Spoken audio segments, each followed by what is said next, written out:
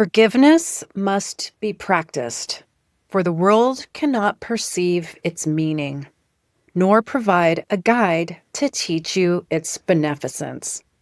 There is no thought in all the world which leads to any understanding of the laws it follows or the thought which it reflects.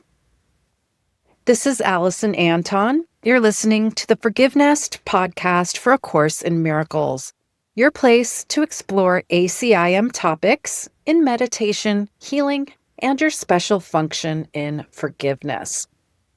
Students of A Course in Miracles often have a hard time juggling forgiveness in relation to laws of local reality versus laws of ultimate reality.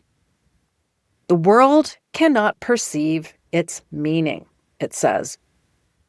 If we're trying to cram course-based laws of forgiveness into the laws of our worldly local reality, we're going to have such a hard time because they have zero crossover.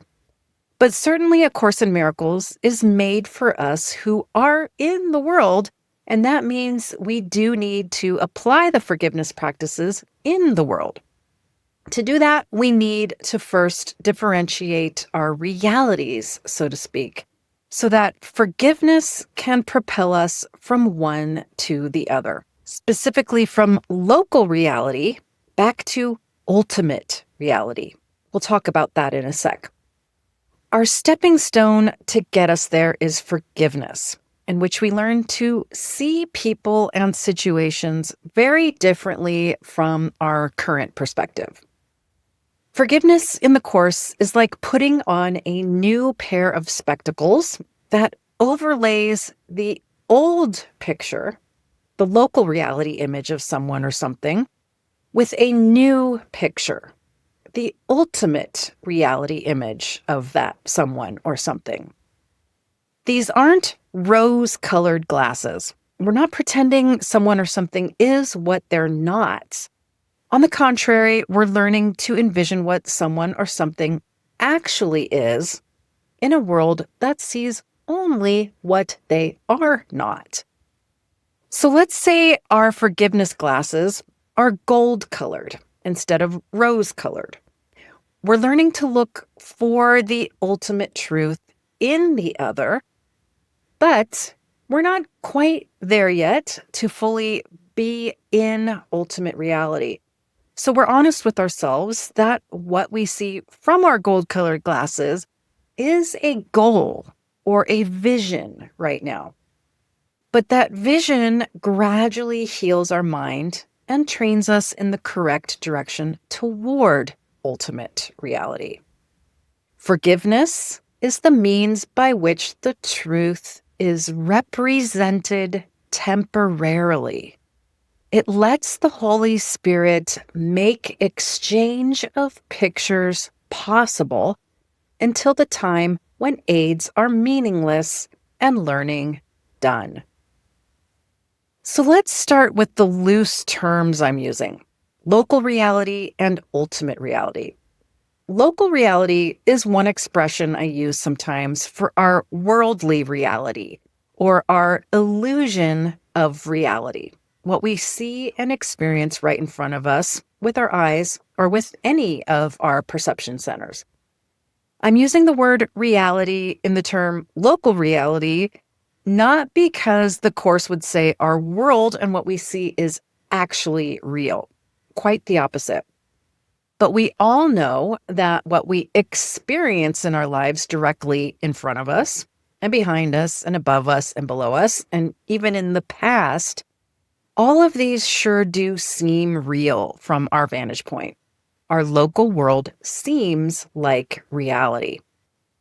With course-based forgiveness, we use our thought in moments throughout the day to think beyond local reality to the idea of what's ultimate in others and in ourselves. Ultimate reality is where course-based forgiveness strives for us to look to when we extend forgiveness to someone or ourselves. We see only local reality with our naked eyes, but when we put on the gold-colored glasses of forgiveness, they open a new perspective for us, or even simply just an idea of a new perspective.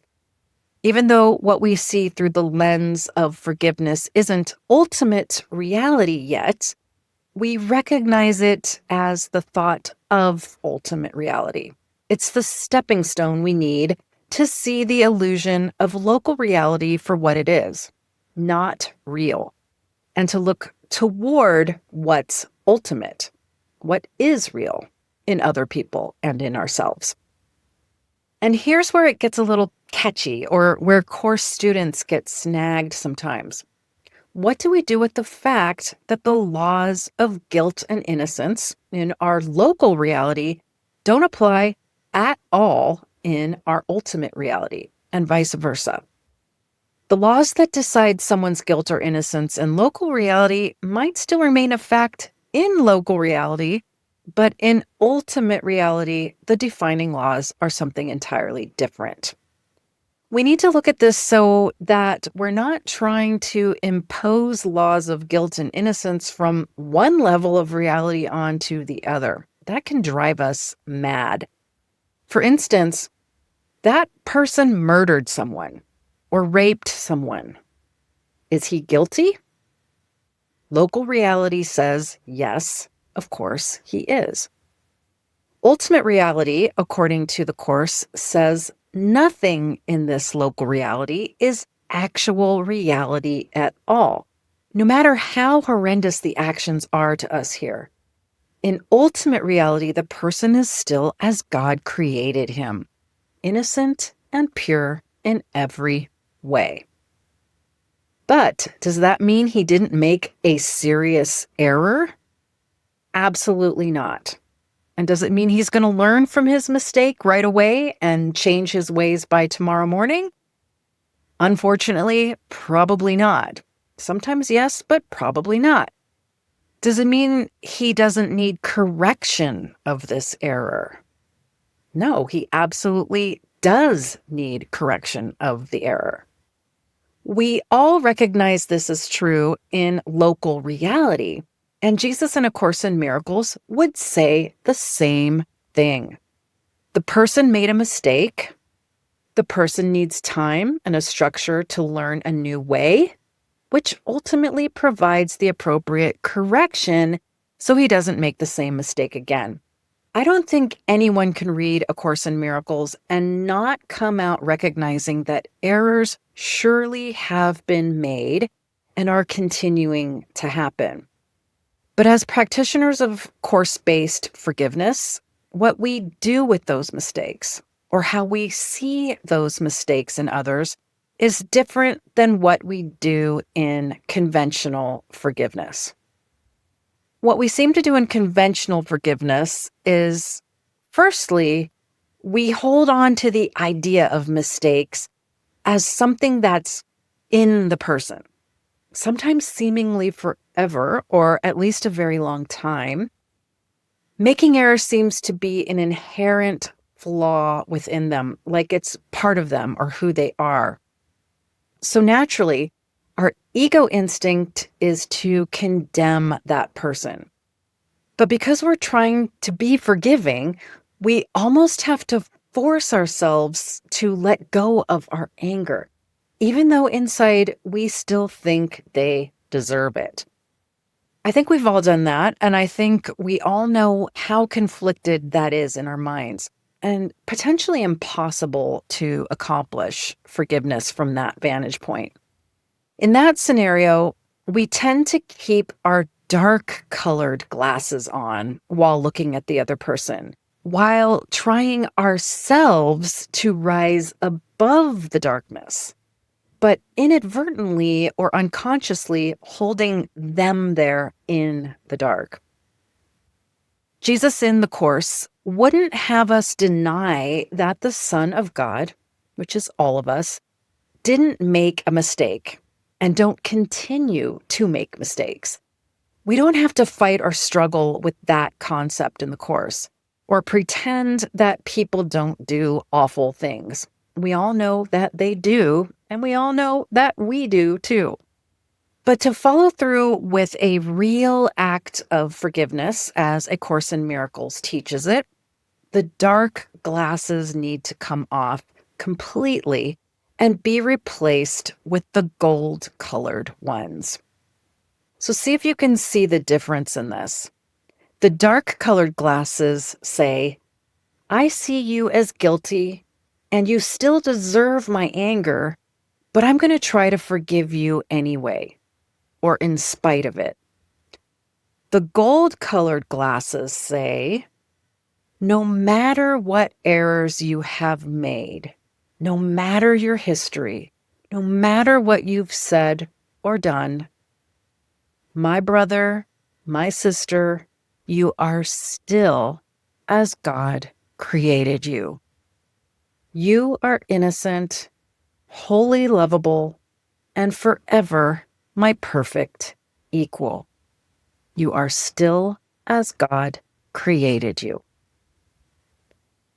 Our gold-colored glasses also show us our own selves. We see ultimate reality in ourselves as we look upon our brothers and sisters with this vision of ultimate reality. Easter was last weekend as I'm writing this post, and probably not so ironically, my text lesson for today is the first section of chapter 6 in the CE called The Message of the Crucifixion. This section is all about putting on the gold-colored glasses, so to speak, in order to hold firm in our vision that we, under no circumstances, can actually be persecuted. According to this section, the crucifixion is Jesus's ultimate teaching on true forgiveness and what forgiveness is in A Course in Miracles. Clearly, in local reality, one body can attack another body and even destroy it. But in this powerful section, Jesus says that even if someone is attacking our body, the other person can't actually cause us to be persecuted. In other words, to feel aggravated, emotionally hurt, bothered, or troubled. If our vision holds firm in the truth of ultimate reality, a son of God cannot be assailed, nor can a son of God assail, period. So even in the harshest of local reality conditions, such as Jesus' crucifixion, the Son of God is innocent.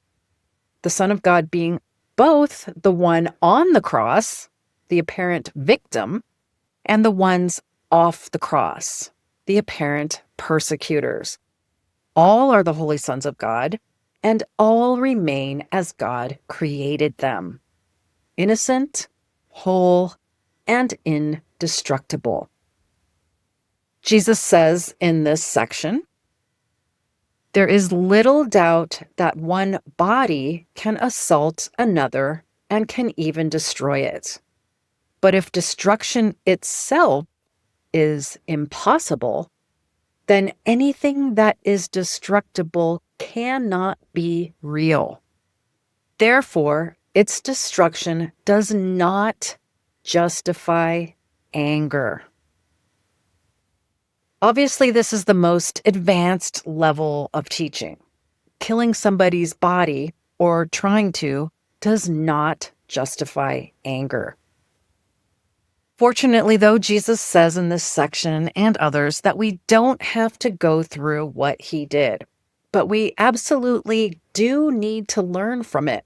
He says it's what the crucifixion is for, a teaching and learning aid. He says, you are not asked to be crucified because that was part of my own teaching contribution. You are merely asked to follow my example in the face of much less extreme temptations to misperceive and not to accept them falsely as justifications for anger. We can assume Jesus didn't need the gold-colored glasses of forgiveness on the cross, maybe for some brief periods, but most of his mind was likely already in ultimate reality. He was likely living it already, with one foot still in the world, and taking his final step to real life, which would come through his resurrection. But in our case, we perceive ourselves as living in the world and mostly of the world. And so our need for those gold-colored glasses of forgiveness is essential right now. Forgiveness is our stepping stone. Every day we're faced with lesser versions of the crucifixion, or as he says, much less extreme temptations to misperceive. These are situations where we perceive ourselves or others as being persecuted and perceive that persecutor as deserving our anger and, frankly, of deserving persecution for the persecution.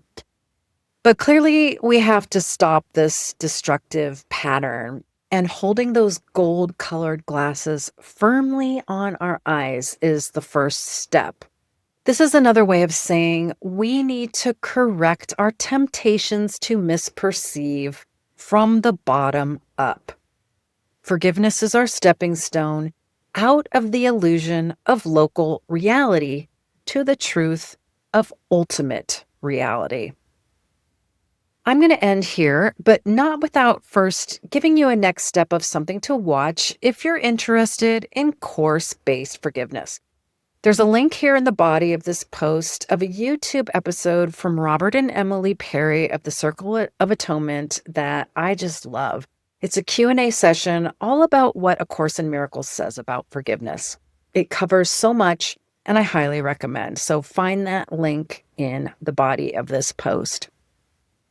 Let's end here with another passage from the Course and from the world's leading example of true forgiveness.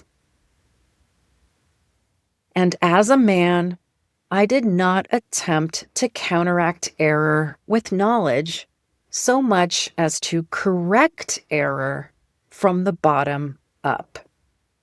Thus, whenever you refuse to misperceive, you are indeed behaving as I behaved. And I'll leave you with that to ponder. Thanks for listening to the Forgive Nest podcast. I'm Alison Anton. It was great talking to you.